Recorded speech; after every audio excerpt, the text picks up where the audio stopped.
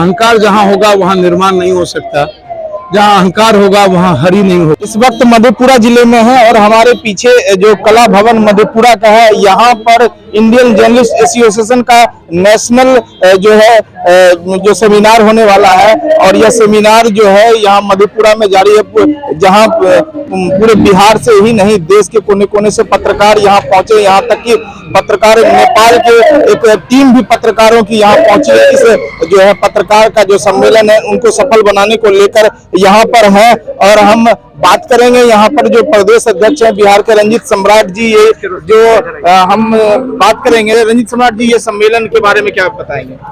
देखिए, पत्रकारिता को सुदृढ़ एवं मजबूत बनाने के लेकर लगातार इंडियन जर्नलिस्ट एसोसिएशन अपना बैठक कर रही है, लगातार पत्रकारों को एकजुट कर रही है और इस संदर्भ में लगातार लखीसराय, मुंगेर, शेखपुरा के बाद इस बार मधेपुरा में कार्यक्रम हो रहा है, जिसमें कि कार्यक्रम के माध्यम से पत्रकारों को एक करने के दिशा निर्देश पर बातचीत हो रही है। बिहार के तमाम पत्रकार यहाँ एकजुट हो रहे हैं। सबसे बड़ी बात यह है कि पड़ोसी राज्य नेपाल के हमारे पूर्व मंत्री डॉक्टर जाकिर हुसैन, हमारे राष्ट्रीय अध्यक्ष सिराज अहमद कुरैशी पहुंचे हैं।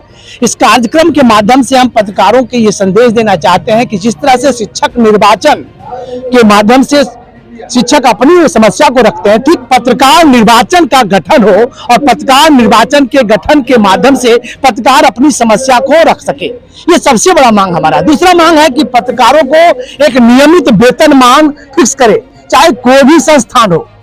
पत्रकार आप माली हालत से परेशान है, पत्रकारों को जो उचित वेतनमान होनी चाहिए वो नहीं मिल रहा है, जिसके कारण पत्रकार जैसे तैसे जीवन गुजार रहे हैं। इसके लिए पत्रकारों के हक हुकूक के लिए तमाम जो संस्थान है, मीडिया संस्थान है, उनसे मैं निवेदन करना चाहूंगा कि पत्रकार को एक नियमित वेतनमान दे। तकरीबन कम से कम 25,000 रुपया तो वेतनमान होना ही चाहिए। लेकिन नेपाल में जिस तरह से कहा गया है कि पत्रकारों को 18,500 सभी मीडिया संस्थान के द्वारा, चाहे छोटे पत्रकार हो या बड़े पत्रकार हो, एक मापदंड है कि 18,000 18,500 पत्रकार को मिले, उसके बाद उसे संस्थान में रखा जाए।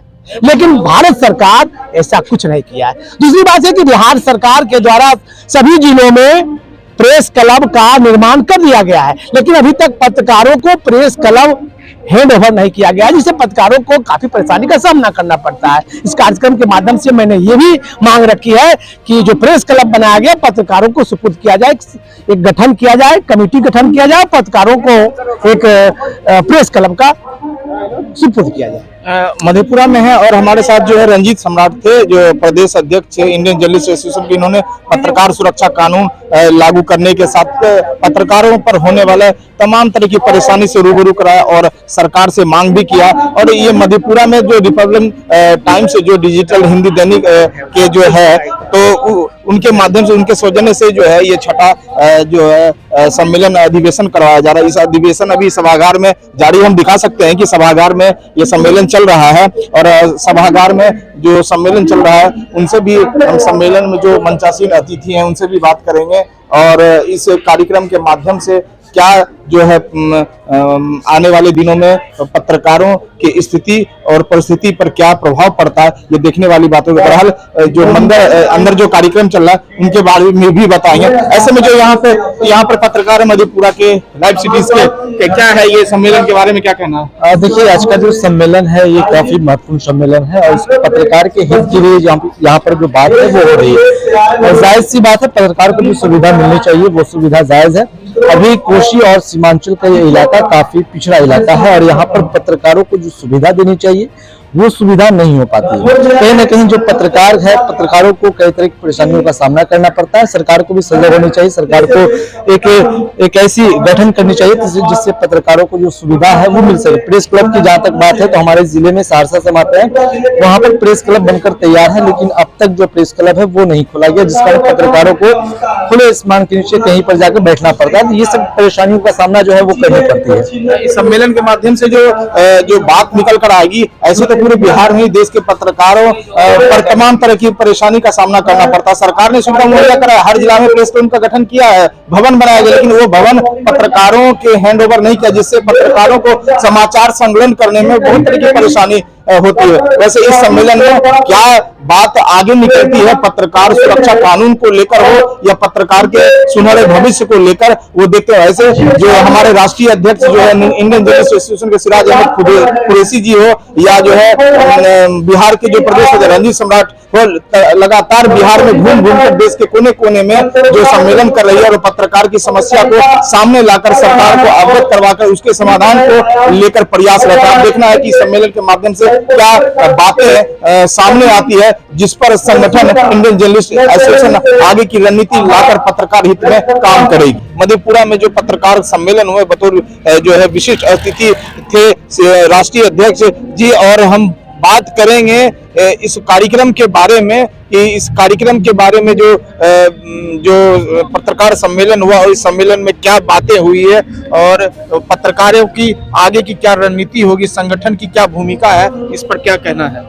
आज इंडियन जर्नलिस्ट एसोसिएशन का 6वां अंतर्राष्ट्रीय पत्रकार सम्मान समारोह, संगोष्ठी एवं अधिवेशन एवं द रिपब्लिकन टाइम्स के 6वें वार्षिक उत्सव समारोह में आए हुए सभी पत्रकार साथियों का सबसे पहले तो मैं शुक्रिया अदा करता हूं।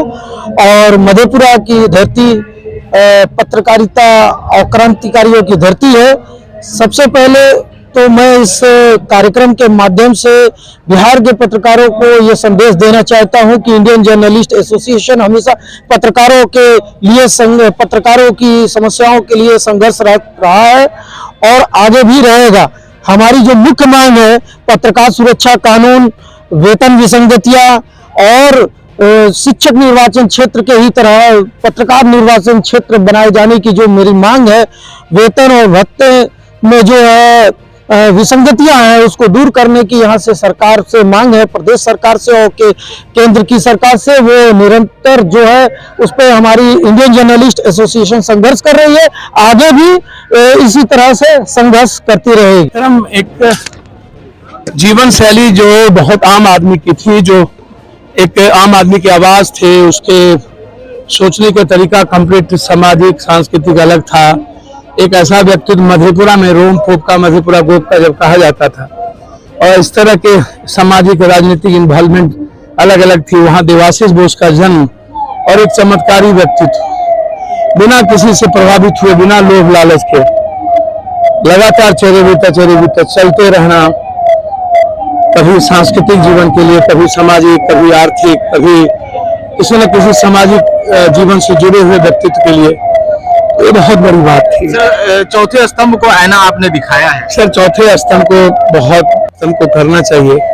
इतना अहंकार है, अहंकार जहां होगा वहां निर्माण नहीं हो सकता। जहां अहंकार होगा वहां हरि नहीं होगा, जहां मैंपन होगा, जहां अपना परिवार नहीं हो सकता, वहां समाज निर्माण नहीं होगा। जहां जाति होगी वहां इंसान कहां से होगा, जहां धर्म मजहब होगा वहां इंसान कहां से होगा। और जब इंसान नहीं होगा तो दूसरों की इज्जत, दूसरों के विचारों की इज्जत, दूसरे जाति की इज्जत, दूसरों के लिए जीने की प्रवृत्ति हमारी कहां से अच्छी हो सकती है, सवाल ही नहीं उठता।